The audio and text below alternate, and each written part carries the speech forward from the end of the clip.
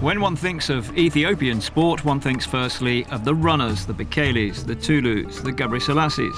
They've won the Olympic medals and the world titles. But stroll down to the centre of Addis Ababa and it's quite obvious which sport appeals most to the people in the street.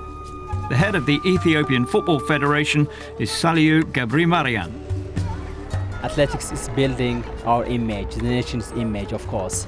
But when you come to local sport, then football remains at the heart of the people. So football is #1 popular in the nation. Not only is football the most popular sport here, it also has a far longer history than in many other parts of the continent. Ethiopia takes pride in the fact that it was never colonized.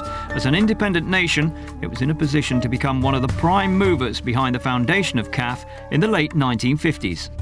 It is true that we are one of the founders of the African football, together with Egypt and Sudan and South Africa as well. But because of apartheid, South Africa withdrew, and just the three of us started the Nations Cup.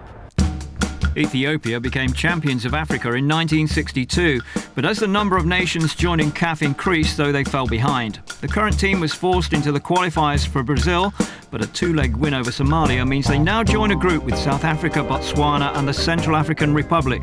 Few of the squad play abroad, but the domestic league is at least quite competitive. Recently, the league has seen a period of strong competition between all the Ethiopian football clubs.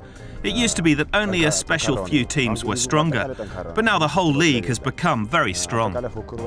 There's no club you would now call small.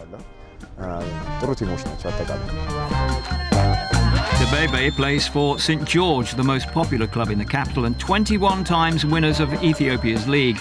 The next step for the clubs is, of course, to prove themselves in continental competition, something they found difficult since the 60s. However, the federation intends to concentrate Ethiopia's football talent in the leading clubs. We decided to reduce the number of Premier Leagues up to 14, which will be done in 3 years' time. So we are 14, and the Premier League is 14. So we are doing quality on the Premier League, but more of access and participation on the first division.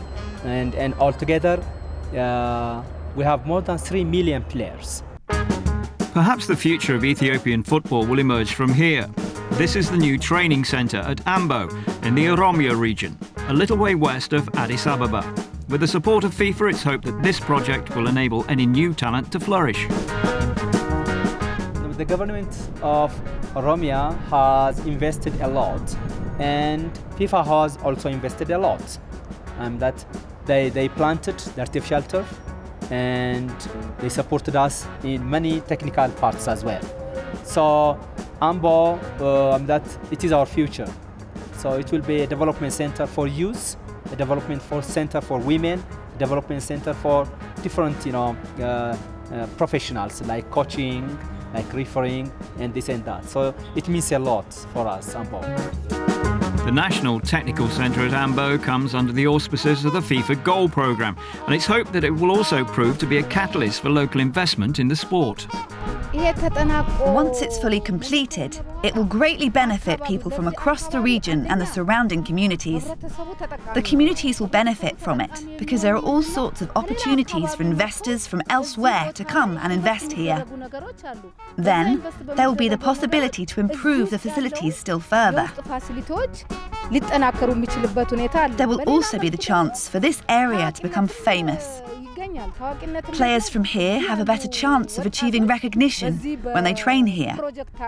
It will benefit Ambo, the surrounding region and even the whole nation of Ethiopia.